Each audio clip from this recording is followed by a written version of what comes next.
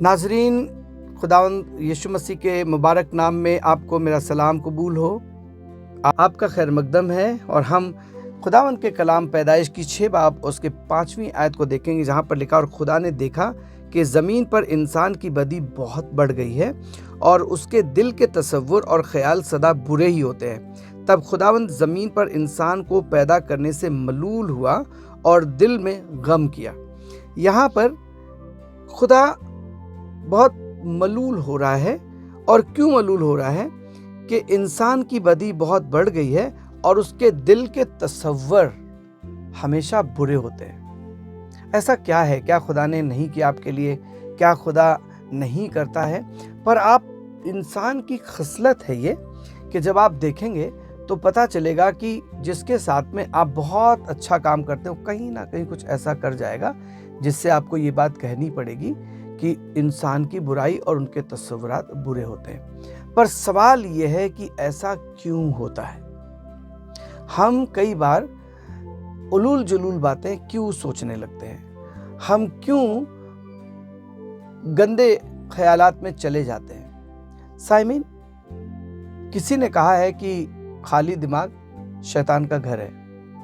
अगर आप अपने दिल में अच्छी चीज़ों को नहीं रखेंगे, अच्छी बातों को नहीं रखेंगे, अच्छे ख्यालातों से अपने आप को पूर्ण नहीं करेंगे, तो आप ऐसे ही करेंगे। और अगर आप बचना चाहते हैं तो खुदा के कलाम में इसका हल है। क्या हल है? दाऊद कहने लगे 119 ज़बूर की 9वीं और 11वीं आयत में कि मैंने तेरे कलाम को अपने दिल में रखा है ताकि तेरे खिलाफ गुनाह ना करूं। और फिर कहते हैं जवान अपनी जिंदगी को पाक कैसे करे? तो लिखा है खुदा के कलाम के मुताबिक होशियार रहने से।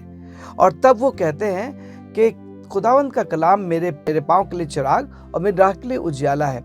साइमीन, नाजरीन, जितना आप अपने आप को खुदा की बातों से, उसके जलाल से, उसकी खूबियों से, उसके कलाम से भरेंगे, वही निकलेगा। अब इनके मन में क्यों ऐसा निकल रहा है?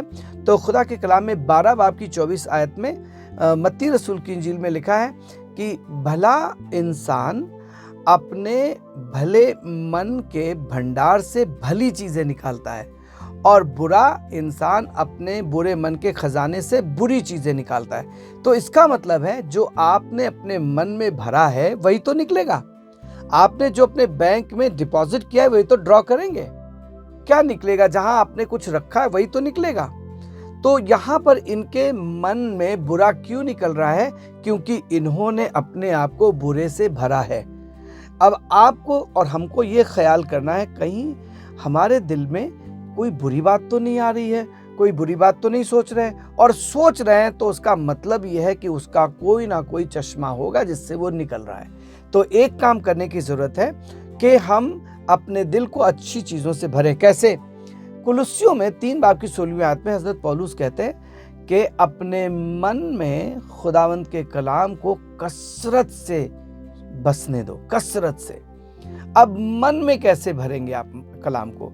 तो यहोशू ने कहा 1 बाब की 8वीं आयत में कि शरीयत की ये किताब तेरे मुंह से ना हटे, दिन और रात तुझको उसका ख्याल हो, क्योंकि जो कुछ उसमें लिखा है उसके मुताबिक तू एहतियात करके अमल कर सके।